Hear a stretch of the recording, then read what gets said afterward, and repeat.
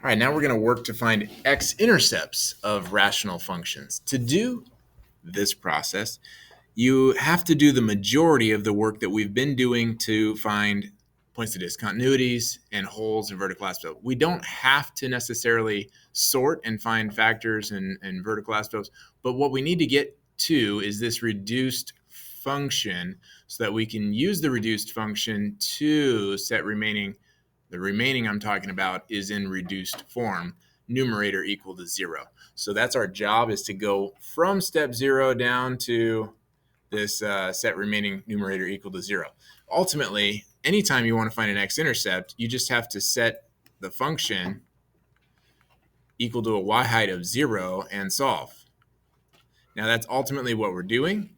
The real issue is, though, that our solutions could be points of discontinuity, so we really want to hold off on this until step 4 in our rational function studies. So here we can quickly identify step 0 is done. I can go ahead and identify my point of discontinuity, which is to say that this x plus 2 equal to 0 would happen if x was equal to negative 2.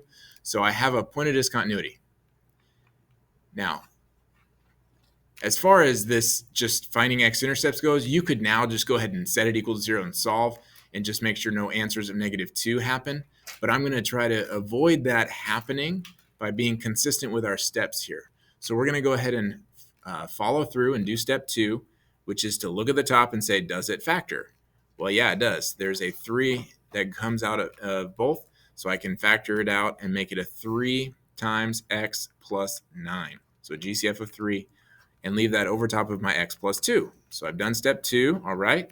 And now we're going to try to reduce. This particular problem does not reduce. I don't have any terms that are the same on the top and the bottom, any binomial products that are the same on top and bottom, so I don't reduce, which means now I am ready to go ahead and set that equal to 0. Now, you can set the whole fraction equal to 0, but when you have a fraction equal to 0, it's only the numerator that can cause the function to be 0, because we know that 0 divided by any number not 0 is a value of 0, as long as this bottom thing is not 0. If it's dividing by 0, then it's undefined. But if the top is 0, it's 0. So we just have to focus on the top.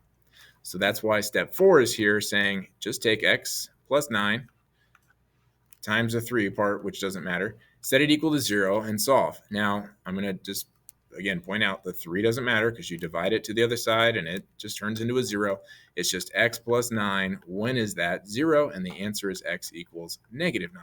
When x is negative 9, we are at a y height of 0. So my answer needs to be negative 9 comma 0 as a coordinate to be my x-intercept.